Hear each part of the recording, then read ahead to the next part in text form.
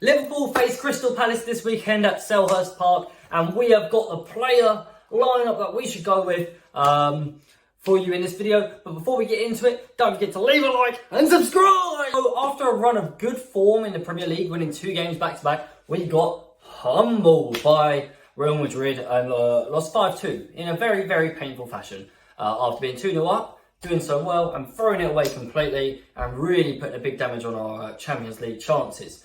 And that is why I'm not going with the 4-3-3 again, because there are 2 players from that game that cannot feature in this one, and that is Joe Gomez and Fabinho. So we're going for more of a 4-2-3-1 as the formation. Although Alisson Becker had a bit of a stinker when he gave the second goal away, and by a bit I mean a massive one, I still pick him for the number 1 choice. Of course, I still think he's the best in the world. I just think he needed to hoof it, and that comes from how they're taught to play as keepers, and it's the risk that you run. The same thing happened to Courtois, and everyone knows he's a quality keeper too. It's just one of those things that is really unfortunate. But yeah, Alisson has to be the goalkeeper choice still. He is still the best in the world, in my opinion, and that's all that matters to me. After Trent Alexander-Arnold had returned to form, he dropped back down against Real Madrid, and it was a little bit of a humbling again for him. Of course, he was up against Vinicius Jr., who is one of the best left wings in world football right now. Let's not keep that out of our heads. But yeah, you know, after a few good Premier League performances, a couple of assists, well, a assist, 1 semi-assist where he didn't get it in a row, I'm still sticking with him at right back, and he is the man that might unlock the key, unlock the door with the key against Crystal Palace. It will come as no surprise that Joel Matip is the person I'm picking in right centre-back. Konate is not available still, which is really upsetting. And I've already said once, Joe Gomez cannot play for us. And when I say that, I mean ever again, please. I'm done with him. No one wants him. I haven't seen a single Liverpool fan that actually wants him anymore. So, you know, Joe Gomez, you got to be done by now. So, sorry, you tried, but you're just not good enough for Liverpool. You are not good enough for Liverpool Football Club. I hate to break it to you, but it is true. And I don't think Van Dijk was particularly good either alongside Gomez. Once upon a time, they were a great partnership. But I think the best partnership we have now is Matip and Van Dijk. Obviously, Van Dijk is our left-sided centre-back. I'm not going to sit there and go, oh, we should drop Matip, Van Dijk because he didn't play well either.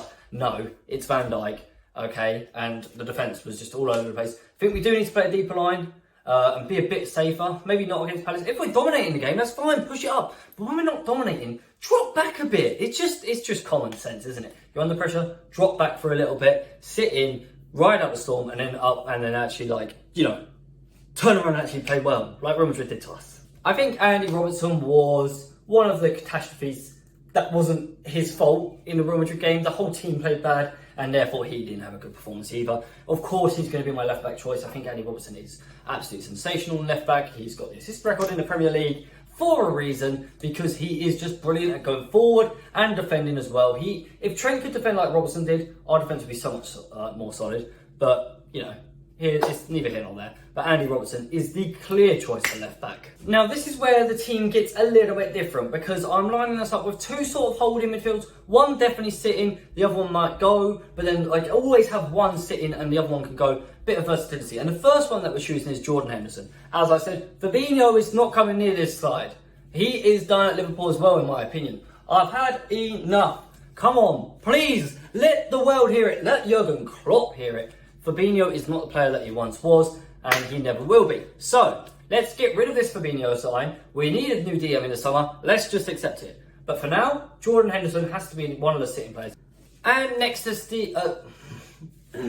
I went to say Steven Gerrard. My God. Oh, that's how high I rate Jordan Henderson. Anyway, I'm going to keep that in. Screw it. And next to Jordan Henderson is going to be Stefan Bajcetic. I think he got a bit overconfident, overexcited, maybe read a few too many of his own headlines before the game, because he was trying to do too much and he got caught out a lot of times against a very, very good midfield. Probably the best midfield in the world.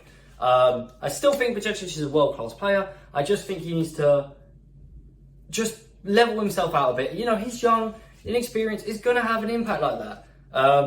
But yeah, Stefan Bajcetic and Jordan Henderson, the 2 sitting players, they've both shown in their careers that they can do that role. So why not? Just continue with it, you know? But like, one gets to go forward and the other one stays back. And it just seems quite simple to me. Next up is Roberto Firmino. Now, I'm going to be saying he's in a sort of cam/centre forward role, Depends how you want to look at it, you know, depends how advanced he wants to be, how much he comes back. We know Bobby Firmino is very good at coming back and we love him for that. And I just think he's really good at that little intricate link-up play, and in that role, we've never really got to do it. We've had so many good attackers over the years, and we haven't ever really had a chance where we played 4 of them at the same time, unless it's been a mid-game switch. So why not start with it for once, go a bit more heavy on the attacking side rather than defensive, and try to just blast them away, you know? That's what I'm going for with this one. Bobby Firmino is that perfect person to sit in that cam role / centre forward. He can link up the play. He's not been bad in front of goal this season as well. And yeah, give it a go. Pass the ball to Bobby and he will score. In right wing, we have last week's Real Madrid game week man of the match, Mohamed Salah for us, of course, man of the match for us. Mo Salah was very good. Can't complain about him too much, really. Yes, he ghosted after Nacho Fernandes came on, so maybe I can complain about him because he had Alaba on ropes, but then Nacho Fernandes came on with a clear mind. He's much more defensive, much better, and it did cause Salah problems getting past. It caused our whole team problems. I think Nacho Fernandes changed the game, but neither here nor there. I think Salah played well. His assist was brilliant. That's 2 assists in 2 games that he's done really, really nicely. First week Gakpo, next week Real Madrid, and he also scored. And it was a well-taken finish. It was an easy-ish sort of chance, but it was taken well, and it was the Salah that we know and love. So Salah, you are in right wing. In left wing, I've gone for Darwin Núñez. Now, I had a lot of debate between whether to play Núñez in left wing or play him up front. I've gone for left wing because I just think it takes a bit of the pressure off him. I think when the pressure's so high on him, he doesn't perform as well. He makes more rash decisions. In that left wing role, he can drift, and obviously he can swap in game. The front 4 we have is so fluid. It can do so many different things. So yeah, that's definitely a potential. But I start him on the left because I think he's quite good when he cuts in on the right. He's got a decent shot on him when he actually has time to think about it and not panic.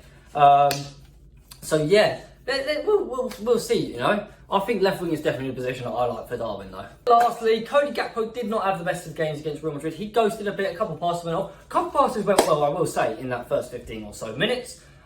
Which is pretty much our entire game that I'm judging the front 3 off. But yeah, I think it was a meh performance. He didn't really influence the game like he might have wanted to. But he's new to the club, he's still learning, and he had a couple of really good weeks. Hopefully he can just jump back on that horse and keep doing well. I put him up front. Like I said, it was between him and Núñez, who I was going to play left and who I was going to play up front. I didn't really think Jota was ready. I don't think he's been in that good of form for us, even though he's been injured. Before that, still not that good of form. So Cody Gakpo definitely leading the line. And like I say, versatile, fluid. He's good. I like Gakpo. And I want to see him in a one-on-one and see how he finishes, see how his pace is getting in behind and stuff like that. It'd be really nice to see. Just see what he can do. But yeah, guys, that's going to do it, really. That is the lineup that we are going with. Like I say, a different lineup. You know, whether you want to look at it as a 4-3-3 with an attacking midfielder and 2 holding ones, or if you want to look at it as a 4-2-3-1, it doesn't really matter. I'm going to say it's a 4-2-3-1.